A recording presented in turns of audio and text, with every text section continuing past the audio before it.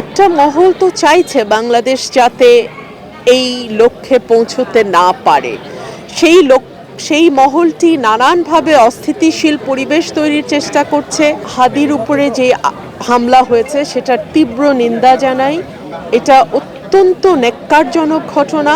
আপনাদের মনে থাকবে নভেম্বরের শুরুতে বিএনপির চট্টগ্রাম থেকে একজন প্রার্থীর ওপরও কিন্তু এরকম গুলির হামলা হয়েছে। সো যারা নির্বাচনটিকে কলঙ্কিত করতে চায়, যারা চায় না বাংলাদেশে একটি অবাধ, সুষ্ঠু এবং নিরপেক্ষ নির্বাচন হোক, যারা চায় না বাংলাদেশ গণতন্ত্রের পথে যাত্রা শুরু করুক, এবং যারা চায় না যে বাংলাদেশের মানুষ আবার একটি নির্বাচিত রাজনৈতিক সরকার পাক, তারাই কিন্তু এই ধরনের হামলার সঙ্গে যুক্ত বলে আমরা বিশ্বাস করি।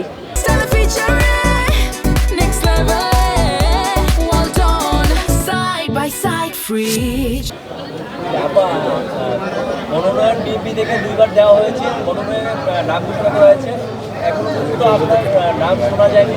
তো সেই ক্ষেত্রে তফসিল ঘোষণা হয়েছে, আপনি মনোনয়ন পত্র যদি ছিলেন সেটা কোন প্রক্রিয়ায়? হ্যাঁ, 2বার নাম ঘোষণা হয়েছে, কিন্তু ব্রাহ্মণবাড়িয়া 2-তে কারো নাম নাই। সেই জন্য ব্রাহ্মণবাড়িয়া 2-এর মানুষজন অত্যন্ত দুঃখিত। এবং আমার নাম ঘোষণা হয়নি, অথচ আমার সংবাদ মাধ্যমে যে ভাইরা আছেন তারা কেন যেন এই আসন লেখার সময় লেখেন এটা রুমিন ফারহানার আসন।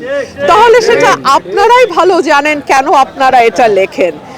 আর আমার নেতাকর্মী, আমার এলাকার ভোটার, যাদের ভালোবাসায় এবং পরিশ্রমে আমি এত দূর এসেছি, তাদের সিদ্ধান্তই আমার সিদ্ধান্ত, তাদের কথাই শেষ কথা।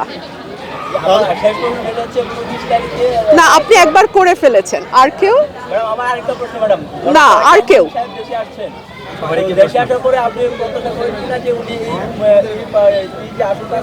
আর কেউ কোনো প্রশ্ন না থাকলে ঠিক আছে। তার মানে কি আমরা ধরে নিতে পারি যে জনগণ চাইলে আপনি স্বতন্ত্র থেকেও নির্বাচন করতে পারেন? আপনারা কিছুই ধরে নেবেন না, এটা একমাত্র সময়ই বলবে কি হবে।